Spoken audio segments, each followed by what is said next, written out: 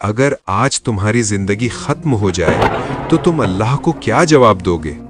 क्या तुमने कभी दिल से ये महसूस किया है कि जिस रब ने तुम्हें इतनी नेमतें दी हैं, तुमने उसका हक अदा किया भी है या नहीं?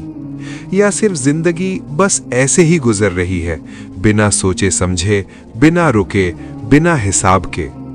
आज मैं तुमसे एक ऐसा सवाल करने वाला हूं जो शायद तुम्हारी रूह को हिला दे।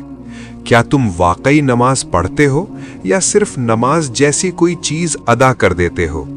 सोचो जरा, जब तुम पैदा हुए थे तो तुम्हारे पास कुछ भी नहीं था, ना कपड़े, ना पैसा, ना पहचान।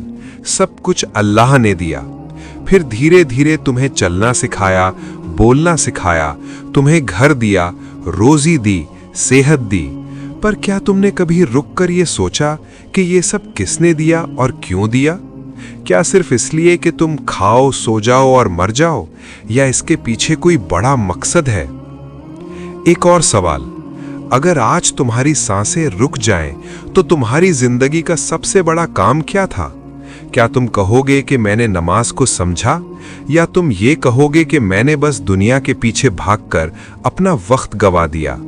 और सबसे खतरनाक बात यह है कि हमें लगता है अभी बहुत टाइम है, लेकिन मौत कभी बताकर नहीं आती। लोग कहते हैं हम अल्लाह को मानते हैं, हम नबी से मोहब्बत करते हैं, लेकिन क्या मोहब्बत सिर्फ अल्फाज से होती है या अमल से भी होती है? अगर तुम सच में प्रॉफिट मोहम्मद से मोहब्बत करते हो, तो क्या तुमने उनका तरीका अपनाया? क्या तुम्हारी नमाज उनकी नमाज जैसी है, या सिर्फ जल्दी जल्दी खत्म करने का एक रूटीन बन चुकी है? जरा गौर करो, जब अजान होती है तो तुम्हारे दिल में क्या होता है? क्या तुम्हारा दिल हिल जाता है, या तुम बस इग्नोर करके कहते हो थोड़ी देर बाद देख लेंगे, और फिर वो थोड़ी देर कभी नहीं आती? फिर एक और नमाज छूट जाती है, फिर एक और दिन गुजर जाता है, और धीरे धीरे इंसान का दिल सख्त हो जाता है। क्या तुम जानते हो सबसे पहला सवाल कब्र में क्या होगा? सबसे पहले तुमसे तुम्हारी नमाज के बारे में पूछा जाएगा, न तुम्हारे पैसों के बारे में, न तुम्हारी जॉब के बारे में, न तुम्हारे स्टेटस के बारे में। सिर्फ एक चीज, नमाज। अब सोचो, अगर वही चीज कमजोर निकली तो फिर क्या होगा? तुमने कभी सोचा कि नमाज सिर्फ रुकू और सजदा का नाम नहीं है? नमाज एक कनेक्शन है तुम्हारे और तुम्हारे रब के बीच। लेकिन अगर वो कनेक्शन टूट चुका हो, तो फिर तुम किस सहारे जी रहे हो? किस पर भरोसा कर रहे हो? आज इंसान डिप्रेशन में है, टेंशन में है, हर तरफ से परेशान है, लेकिन फिर भी वो उस दरवाजे पर नहीं जाता जहां सुकून है। क्यों? क्योंकि शैतान ने उसे ये समझा दिया कि नमाज मुश्किल है, वक्त नहीं है, एनर्जी नहीं है। लेकिन सच क्या है? सच ये है कि नमाज के बिना तुम्हारी जिंदगी अधूरी है। एक और सच सुनो, अल्लाह ने तुम पर इतनी नेमतें बरसाई हैं कि अगर तुम गिनने लगो तो कभी खत्म नहीं होंगी। लेकिन फिर भी इंसान शिकायत करता है। कभी पैसा कम है, कभी लोग अच्छे नहीं हैं, कभी हालात खराब हैं, लेकिन कभी ये नहीं सोचता कि उसने अल्लाह का शुक्र कितनी दफा अदा किया। और शुक्र सिर्फ जुबान से नहीं होता, शुक्र होता है अमल से। जब तुम नमाज पढ़ते हो तो तुम असल में अल्लाह का शुक्र अदा कर रहे होते हो, लेकिन जब तुम नमाज छोड़ देते हो तो तुम क्या कर रहे होते हो? जरा खुद से पूछना। क्या तुम्हें पता है नबी की नमाज कैसी थी? वो सिर्फ फर्ज अदा नहीं करते थे, वो रो रो कर सजदे में गिर जाते थे। इतनी गहरी कनेक्शन होती थी कि उनकी आंखों से आंसू रुकते नहीं थे। और हम क्या करते हैं? 2 मिनट में नमाज खत्म, बिना समझे, बिना महसूस किए। सोचो, अगर तुम किसी से मोहब्बत करते हो और वो तुम्हें बुलाए और तुम इग्नोर कर दो, तो क्या वो खुश होगा? नहीं ना। तो फिर जब अल्लाह तुम्हें रोज 5 दफा बुलाता है और तुम नहीं जाते, तो क्या तुम्हें लगता है कि वो खुश होगा? अब मैं तुम्हें एक ऐसी बात बताने वाला हूं जो शायद तुमने कभी इस तरह नहीं सुनी होगी। नमाज सिर्फ एक इबादत नहीं है, नमाज तुम्हारी जिंदगी का इम्तिहान है। नमाज तुम्हारी पहचान है, नमाज तुम्हारा फ्यूचर डिसाइड करती है। हर वो इंसान जो नमाज को हल्का लेता है वो असल में अपनी आखिरत को रिस्क में डाल रहा होता है, और हर वो इंसान जो नमाज को अपनी जिंदगी का हिस्सा बना लेता है वो असल में अपनी नजात का रास्ता बना रहा होता है। अब एक और सवाल, क्या तुम रेडी हो अपनी जिंदगी बदलने के लिए, या तुम बस ये सुनकर भी इग्नोर कर दोगे? क्योंकि असली प्रॉब्लम ये नहीं है कि हमें पता नहीं, असली प्रॉब्लम ये है कि हम फॉलो नहीं करते।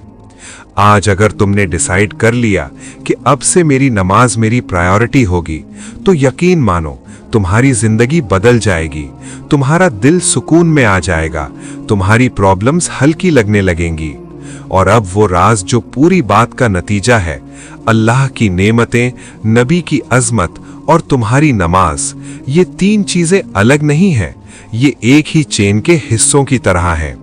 अल्लाह ने नेमतें दी, नबी ने हमें सही तरीका सिखाया, और नमाज वो जरिया है जिससे हम अल्लाह से जुड़ते हैं।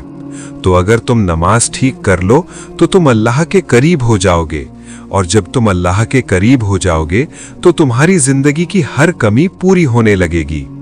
अब फैसला तुम्हारे हाथ में है, तुम वैसे ही रहना चाहते हो या अपनी जिंदगी को सच में बदलना चाहते हो, क्योंकि वक्त कम है और मौका अभी है। क्या तुम अभी भी सुन रहे हो या तुम्हारा दिल बेचैन हो चुका है? क्योंकि अब जो बात आने वाली है वो सिर्फ उन लोगों के लिए है जो सच को बर्दाश्त कर सकते हैं। क्या तुम उनमें से हो, या फिर तुम भी उन लोगों जैसे हो जो सच सुनकर अपनी आदत नहीं बदलते? आज मैं तुम्हें वो 10 राज बताने वाला हूं जो नमाज और तुम्हारी जिंदगी के दरमियान छुपे हुए हैं। हर राज तुम्हें हिलाएगा, हर राज तुम्हें मजबूर करेगा कि तुम अपने आप को दोबारा देखो। पहला राज ये है कि जब तुम नमाज को डिले करते हो तो तुम सिर्फ वक्त को डिले नहीं कर रहे होते, तुम अपनी रहमत को डिले कर रहे होते हो। सोचो, जब तुम्हें बुलाया गया और तुमने कहा बाद में आता हूं, तो क्या तुमने कभी सोचा कि उस दावत का क्या मकाम था? दूसरा राज और भी गहरा है।